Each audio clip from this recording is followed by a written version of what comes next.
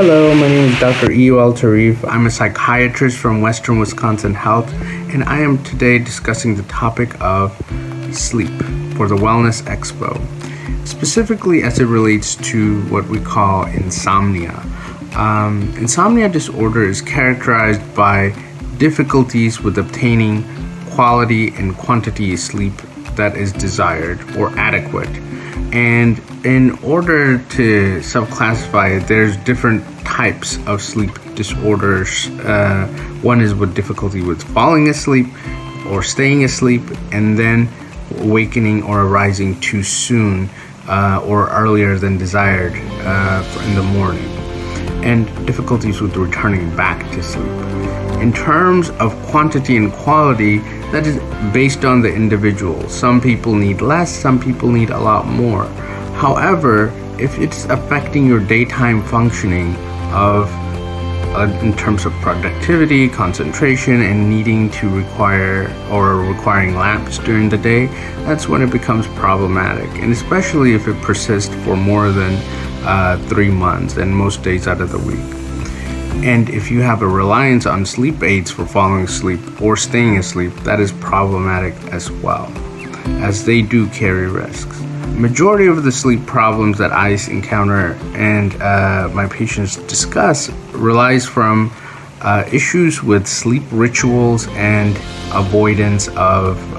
lack of avoidance of certain products. So to make it simple, avoidance would be avoiding caffeine, especially past the afternoon, since it literally blocks your sleep onset signals.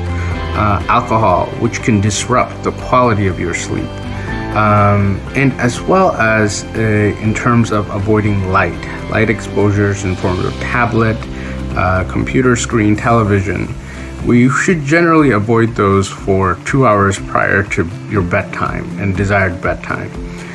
And you can, transition in lieu of like TV or any other form of entertainment like books or podcast or listening to relaxing music or meditation music or anything that could be a form of entertainment that is less in terms of adrenaline enticing, in terms of producing more, in terms of engagement. You need to more of have a bedtime ritual.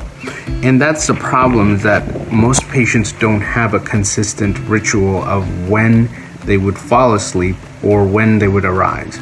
So especially with weekends and holidays, and especially with varied schedules in terms of kids. So it would be very important to have a family bedtime and a family bedtime routine or checklist of things that need to be done, eating food at an earlier time, making sure there's not drinks past a certain point for kids so that they don't awaken in the middle of the night, or they're not drinking too much prior to bedtime, reducing the level of anxiety prior to bedtime. Usually there's anticipatory anxiety of things that must be done the next day.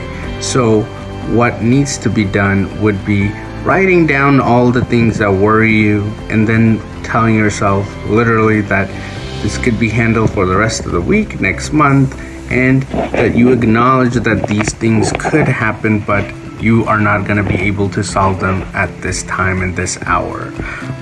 Additionally, having things that change your body temperature. The lower your body temperature, that's a signal for us to go to sleep. So taking baths are a good way, especially for kids, to get them into a good bedtime routine, but it also signals a change in their body temperature that allows them to signal for falling asleep. Hot baths are good, but if tolerable for adults, cold baths actually have been shown to be more effective. And additionally, melatonin would be effective for patients. Most of the time, patients tell me that they didn't find it effective. Well, it takes a while, sometimes 1 hour to 2 hours prior to your bedtime. So majority of sleep issues seem to be around our behaviors that we have adapted to the modern age, that we need to readjust back. And also for us to get into this idea of rituals, and also of avoidance of certain triggers. So in terms of what you could do best that I've learned from my patients, it's the tricks of reducing light exposure, using blackout curtains. Sometimes patients even tell me this work for them. Sunglasses for an hour or two prior to bedtime, so they use their natural light blocking as a signal. Noise, trying to minimize noise, earplugs, anything else. But in terms of what could be beneficial when all these interventions fail, is to go and visit your doctor and make sure there's not something more that could be etiological, because the majority of these problems lead to cardiovascular risk, depression, diabetes, obesity.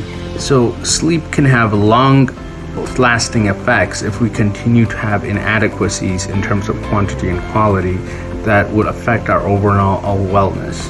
So try these steps in the first place and see if you are, where you are in this checklist of avoidance and rituals and habits prior to bedtime, and try that for at least several months. And if those fail, visit your doctor and see what we could do.